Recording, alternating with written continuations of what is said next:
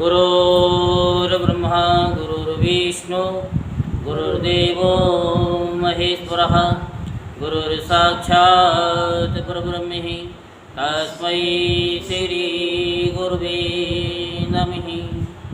ओम गजाननं भूतगणादिसेवितं कपितजम्बुफलचारुभक्षणं उमासुतं शोकविनाशकारकं नमामि विघ्नेश्वरपादपङ्कजम्।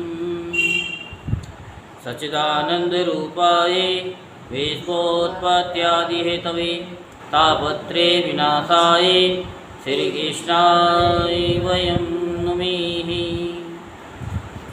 आज हम आपको श्रीमद् भागवत महापुराण के 11वें स्कंद का 26वां अध्याय सुनाते हैं। बोल वृंदावन बिहारी लाल की, बोल बांके बिहारी लाल की। जय जय श्री राधे श्याम, जय जय श्री राधे श्याम, जय जय श्री राधे श्याम। तो आज आप सुनेंगे पुरुरवा की वैराग्योक्ति।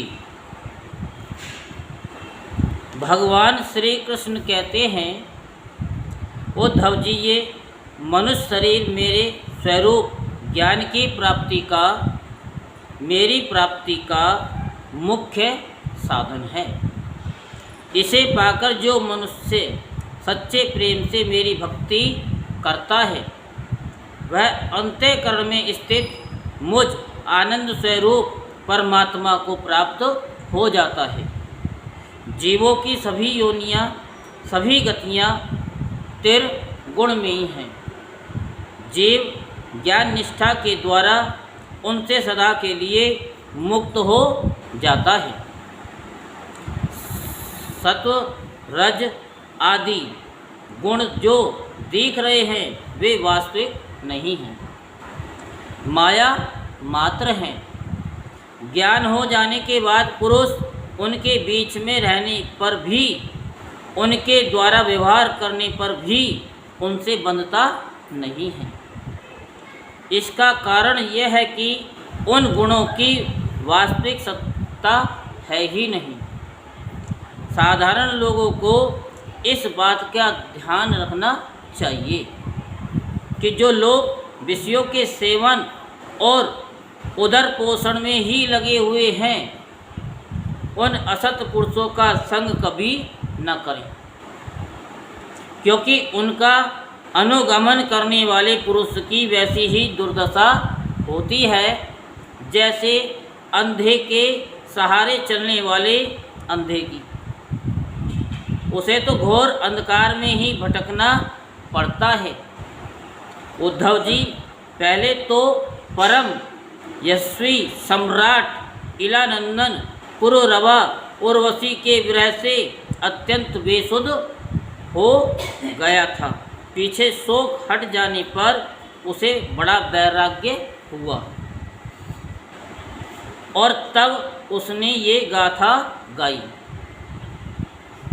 राजा पुरुरवा नग्न होकर पागल की भांति अपने को छोड़कर भागती हुई उर्वशी के पीछे अत्यंत विहल होकर दौड़ने लगा। याद है पुरुरवा?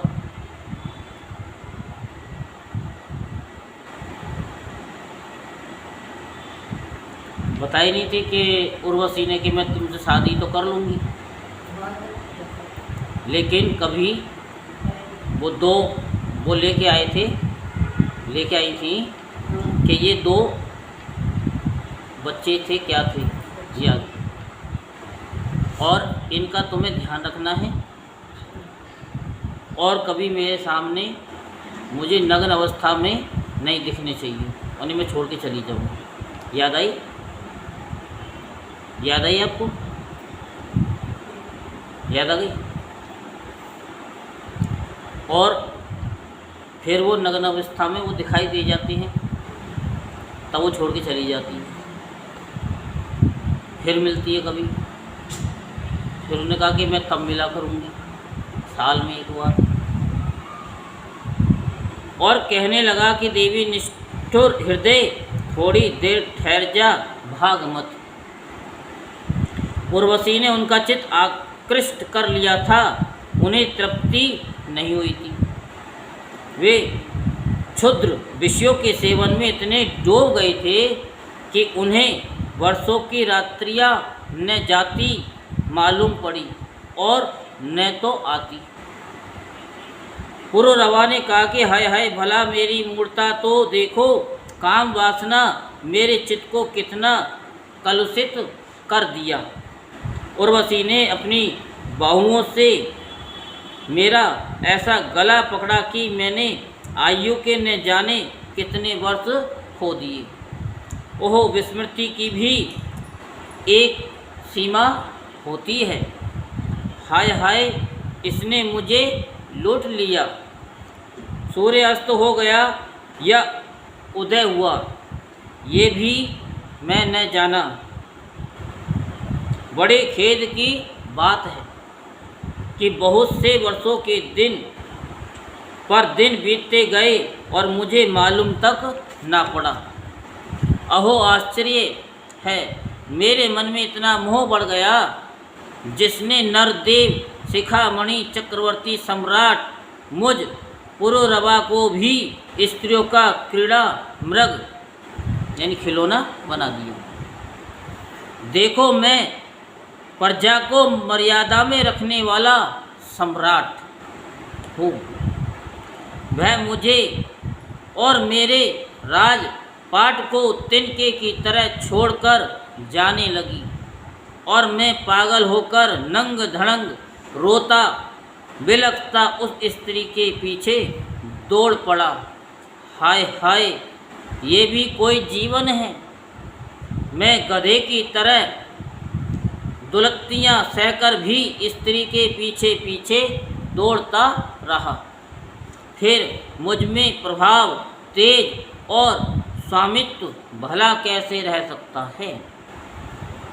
स्त्री ने जिसका मन चुरा लिया उसकी विद्या व्यर्थ है। उसे तपस्या, त्याग और शास्त्र अभ्यास से भी कोई लाभ नहीं है और इसमें संदेह नहीं है कि उसका एकांत सेवन और मौन भी निष्फल है। मुझे अपनी ही हानि लाभ का पता नहीं, फिर भी अपने को बहुत बड़ा पंडित मानता हूँ। मुझ मूर्ख को धिक्कार है। हाय हाय, मैं चक्रवर्ती सम्राट होकर भी गधे और बैल की तरह स्त्री के फंदे में फंस गया। मैं वर्षों तक उर्वशी के होठों की मादक मदिरा पीता रहा, पर मेरी काम वासना तृप्त न हुई। सच है, कहीं आहुतियों से अग्नि की तृप्ति हुई है। उस उल्टा ने मेरा चित्त चुरा लिया। आत्मा राम, जीवन मुक्तों के स्वामी, इंद्रियातीत भगवान को छोड़कर और ऐसा कौन है जो मुझे उसके फंदे से निकाल सके। उर्वशी ने तो मुझे वैदिक सूक्त के वचनों द्वारा यथार्थ बात कहकर समझाया भी था, परंतु मेरी बुद्धि ऐसी मारी गई कि मेरे मन का वह भयंकर मोह तब भी मिटा नहीं जब मेरी इंद्रियां ही मेरे हाथ के बाहर हो गईं। तब मैं समझता भी कैसे। जो रस्सी के स्वरूप को न जानकर उसमें सर्प की कल्पना कर रहा है और दुखी हो रहा है, रस्सी ने उसका क्या बिगाड़ा है। इसी प्रकार इस उर्वशी ने भी हमारा क्या बिगाड़ा, क्योंकि स्वयं मैं ही अजितेंद्रिय होने के कारण अपराधी हूँ। कहाँ तो ये मैला कुचेला दुर्गंध से भरा अपवित्र शरीर और कहाँ सुकुमारता, पवित्रता, सुगंध आदि पुष्पोचित गुण। परंतु मैंने अज्ञानवश असुंदर में सुंदर का आरोप कर लिया। ये शरीर माता पिता का सर्वस्व है। अथवा पत्नी की संपत्ति ये स्वामी की मोल ले ली हुई वस्तु है, आग का ईंधन है, अथवा कुत्ते और गिद्धों का भोजन, इसे अपना कहें अथवा सुहृद संबंधियों का। बहुत सोचने विचारने पर भी कोई निश्चय नहीं होता। ये शरीर मल मूत्र से भरा हुआ अत्यंत अपवित्र है। इसका अंत यही है कि पक्षी खाकर विष्ठा कर दें, इसके सड़ जाने पर इसमें कीड़े पड़ जाएं, अथवा जला देने पर ये राख का ढेर हो जाए। ऐसे शरीर पर लोग लट्टू हो जाते हैं और कहने लगते हैं, हो इस स्त्री का मुखड़ा कितना सुंदर है, नाक कितनी सुघड़ है और मंद मंद मुस्कान कितनी मनोहर है।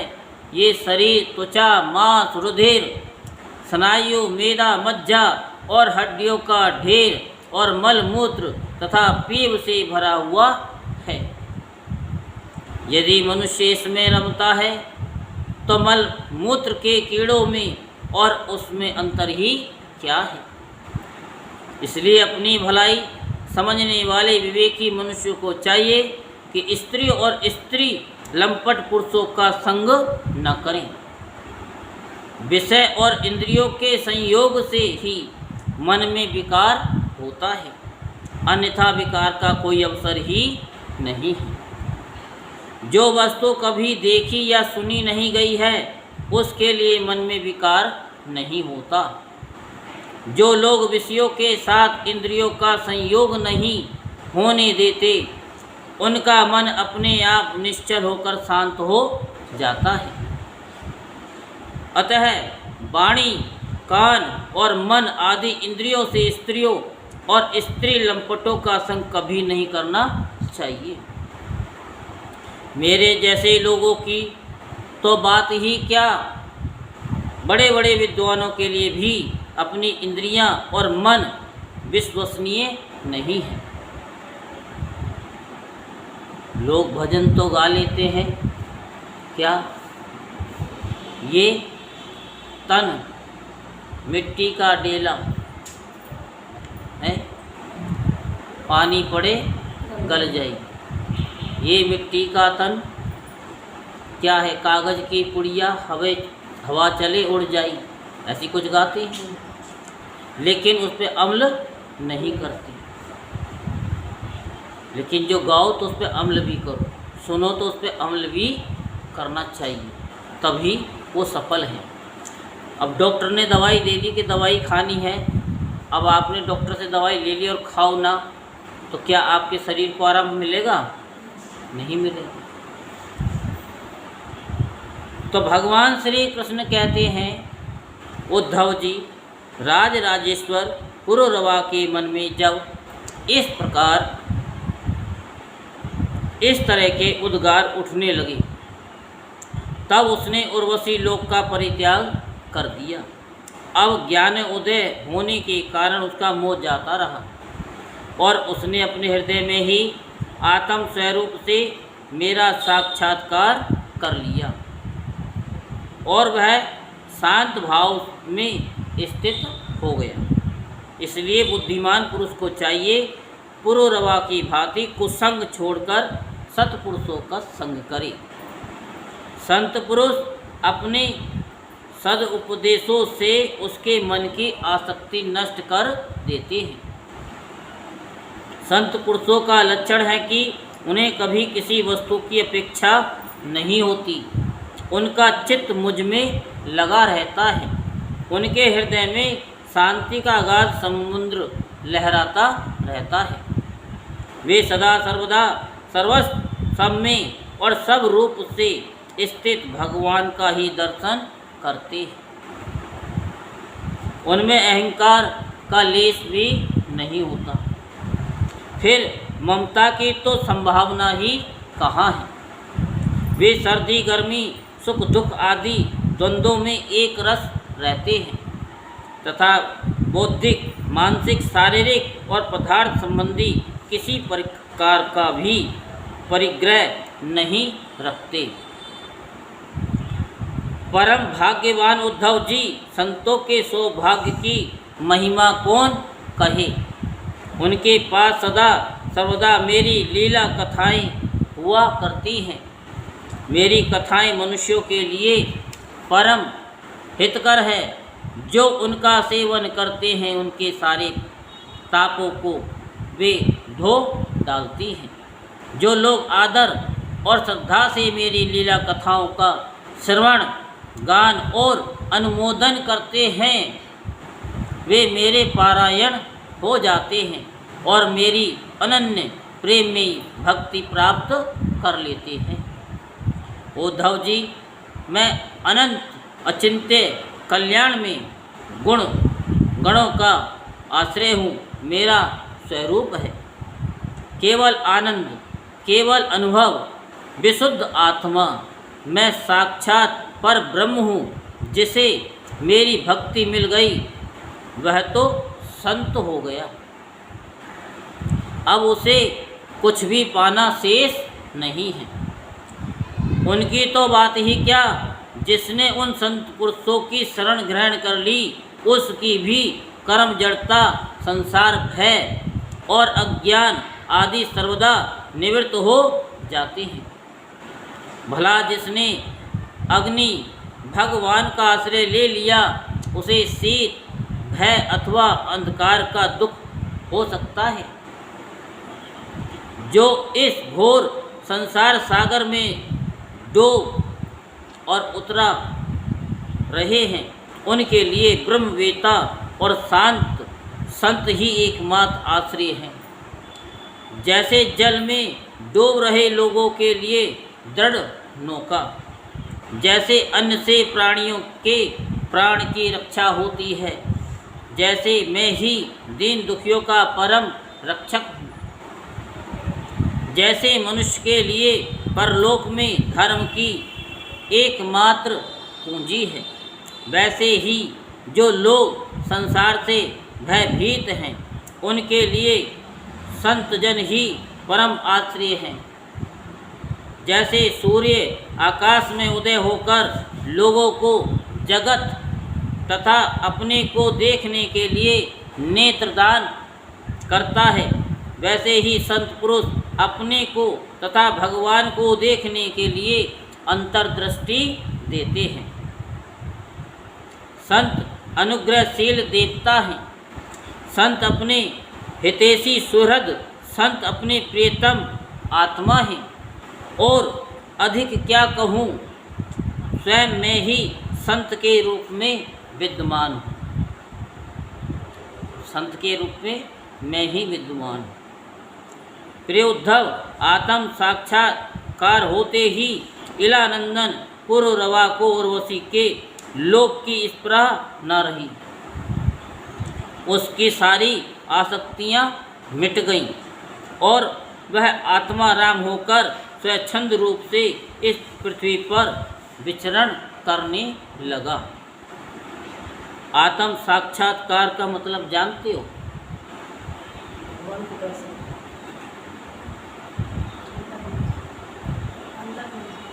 है?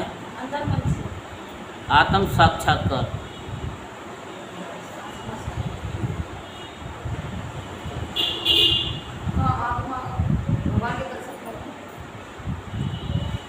आत्मा साक्षात, हाँ, वो साक्षात्कार हो गया। भगवान को देख लिया, आत्म साक्षात्कार हो गया। फिर भगवान में और उसमें कोई अंतर नहीं, क्योंकि फिर वो इन आँखों से नहीं, मन की आँखों से भगवान को देखता है।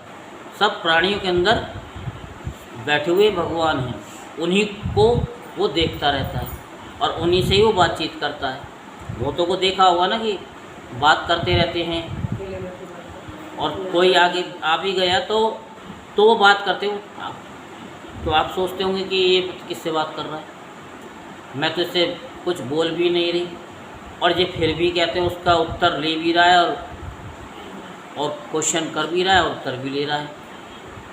उनको कुछ लोग कह देते हैं ये तो पागल है। हाँ,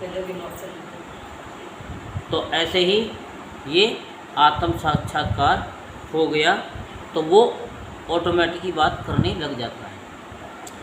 तो यहीं पर श्रीमद् भागवत महापुराण का 11वें स्कंद का 26वां अध्याय संपूर्ण होता है। आप कुछ अनुभव बताएंगे आज, तो मैं अभी यहाँ रोक देता हूँ और फिर आकर के बताइए अनुभव।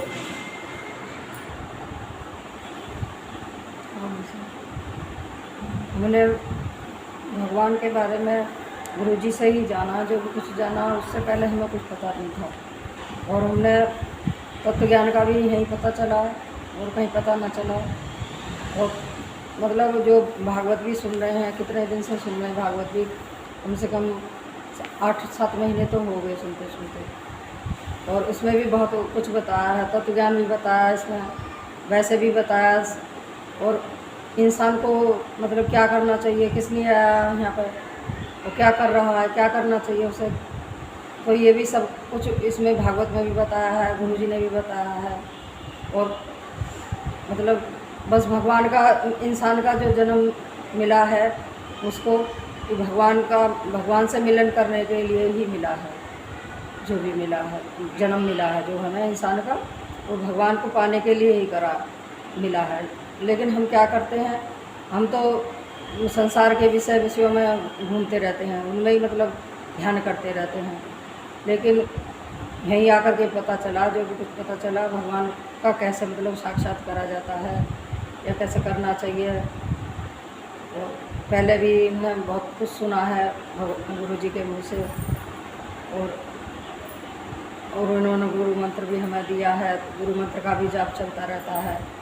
और मतलब अब हम जो अपने सारे हमारे कार्य हो चुके हैं, जो हमको करना चाहिए, सब उनसे हम निवृत्त हो चुके हैं। तो अब भी भगवान की तरफ नहीं चलेंगे तो कब चलेंगे। जय जय श्री गुरुदेव भगवान। जय श्री।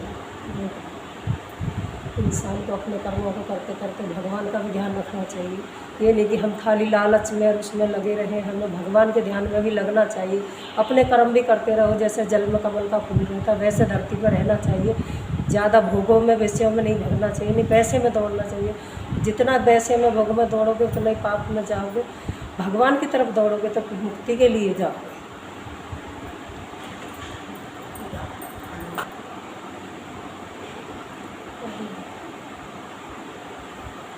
मैंने सीखा जोर से, कि जोर से। मनुष्य का शरीर एक वृक्ष की तरह होता है। उसमें 3 गुण होते हैं, रजोगुण, सतोगुण, तमोगुण। हमें सतोगुण, इंसान के अंदर जो सतोगुण में को प्राप्त करता है वो एक महात्मा और ज्ञानी पुरुष होता है। और जो रजोगुण के होते हैं वो उन पुरुष के अंदर भक्ति और पूजा तो होती है, मगर वो सकामी के तरह अपनी ज्ञान के वो करते हैं। और तमोगुण वाले जो लोग होते हैं वो अज्ञानी पुरुषों में रहकर जुआ और बुरे कर्मों का प्रभाव में पड़कर बुरे कर्म करते हैं। महात्मा जो होते हैं वो सतगुण और ज्ञान प्राप्त कर हम मनुष्यों को ज्ञान देते हैं, जिनसे हमें ज्ञान प्राप्त होता है। वो महात्मा गुरु होते हैं, संत होते हैं, जिनसे हमें ज्ञान और हमें मोक्ष की तरफ जाने का ज्ञान प्रदान होता है। जो हमें पता चलता है कि हम इन संसार के विषयों भोग में पड़कर इन धन संपत्ति के मोह माया में जाल में पड़े हुए हैं, जो हमें सुख की प्राप्ति नहीं होती। और गुरु हमें बताते हैं कि सुख की प्राप्ति अपने अंदर आत्मा को अंदर ही भगवान बैठे हैं, उनको ध्यान कर हम ज्ञान को प्राप्ति कर हमें उस परमात्मा तक पहुँचने का ज्ञान प्रदान करते हैं। तो यही बताएं कि हमें जो लोग संत और गुरु से जो भी ज्ञान प्राप्त होता है वो ज्ञान सबसे बड़ा होता है। गुरु जी राधे राधे बोल दो फिर। राधे राधे।